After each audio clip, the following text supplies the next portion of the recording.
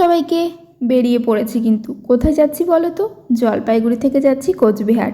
আর এখন তো কোচবিহারে রাসমেলা চলছে, অনেক কিছু মিস করে গেছি। ওই এত বড় মেলাটা একবার ঘুরে শেষ করা যায় না। যারা ওখানকার বাসিন্দা তারা তো জানোই। আর আমরা যেহেতু এত দূর থেকে গেছি কোচবিহার, সেই জন্য আমাদের একটা টাইমও ছিল যে এই টাইমের মধ্যে আমাদের বেরোতে হবে। যাই হোক, আর এই যে রাস্তাটা জলপাইগুড়ি থেকে কোচবিহারে, সারা রাস্তাটা আমার এই রোদটা সহ্য করে আমাকে যেতে হয়েছে। কারণ আমি যেদিকে বসেছিলাম সেই দিকটাতে এইভাবে রোদটা আমার দিকেই পড়ছিল। কিচ্ছু করার নেই, বসে পড়েছি, চেঞ্জ করাও যাবে না। আর আমরা 4 জন গেছিলাম, আমার হাজব্যান্ড আর তার কলিগ, তার ওয়াইফ, 4 জন মিলে আমরা গেছিলাম। আর বাইরের প্রকৃতির এত সুন্দর, দেখতে পাচ্ছ আকাশটা কি সুন্দর লাগছে না? এই করতে করতে কোচবিহার গেট কিন্তু ঢুকে গেলাম, প্রকৃতির আনন্দ নিতে নিতে বলতে পারো।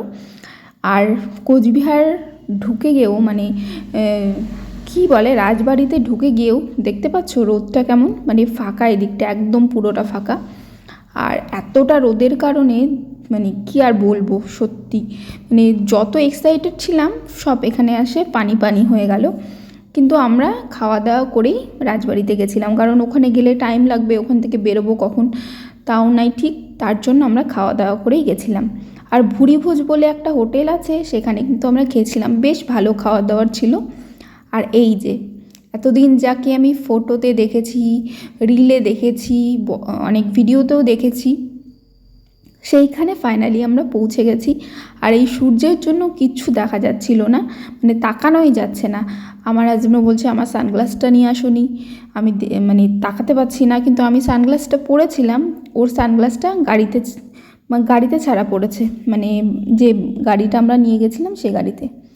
তারপরে একটু রেস্ট নেওয়ার পরে নিচে থেকে উপরে গেলাম, বেশ ভালো লাগছিল, কি সুন্দর ভিউ না, একদম গ্রিন গ্রিন। আর তারপরে কয়েকটা নিচে এসে একটু রোদটা যখন ছায়া বাড়ি রাজমহলটার ওই পারে চলে গেল সূর্যটা, তখন কিন্তু এই সাইডটা ছায়া পড়েছে অনেকটা।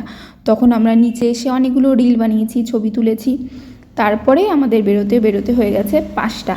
আর দেখো সূর্যটা কত সুন্দর লাগছে, আর লাল সূর্যের আলোতে রাজবাড়িটাও কিন্তু খুব সুন্দর লাগছে।